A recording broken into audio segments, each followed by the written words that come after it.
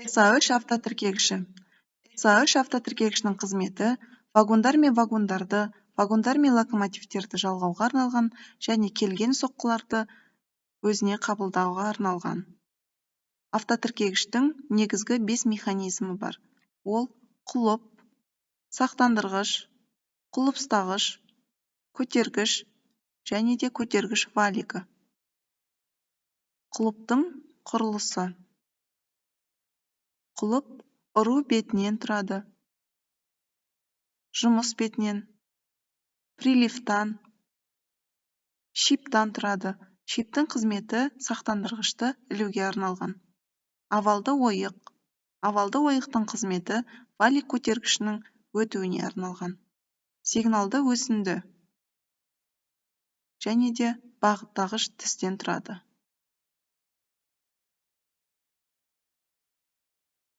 Сақтандырғыш. Сақтандырғыш жоғары иықтан, төменгі иықтан, төлкеден және домалақ ойықтан тұрады. Домалақ ойықтың қызметі құлыптың шипына осы сақтандырғышты ілуге арналған. Жоғарғы иықтың қызметі автотіркегіш тіркелген жағдайда құлып ұстағыштың тең салмағына тіреледі және де автотіркегіш корпусына құлыптың кіруіне ықпал етеді. Төменгі иық. Төменгі иықтың қызметі көтергіштің кең саусағымен әрекеттесе отырып, автотіркегіш ажыраған кезде сақтандырғыштың жоғарғы иығын құлып ұстағыштың тең салмағынан ажыратады. Құлып ұстағыштың құрылысы.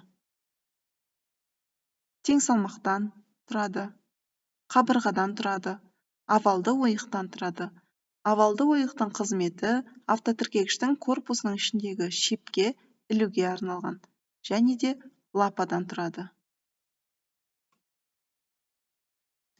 Көтергіш. Көтергіш кең саусақтан тұрады, жіңішке саусақтан тұрады, квадратты ойықтан тұрады. Квадратты ойықтың қызметі валик көтергішінің орналасуына арналған. Жіңішке саусақтың қызметі құлып ұстағыштың ажыратқыш бұрышына тікелей әсер етеді және де құлыпты ажырату кезінде ұстап тұрады. Кең саусақ сақтандырғышты көтереді және де автотіркегіштің корпус қалтасына замокты итереді. Валик көтергіші. Валик көтергішінің қызметі барлық механизм бөліктерін ұстап тұрады. Оның құрылысы стерженьнен тұрады және балансирден тұрады.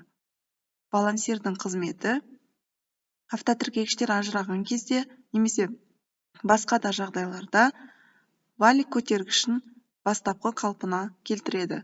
Стерженьнің өзі 3 бөліктен тұрады.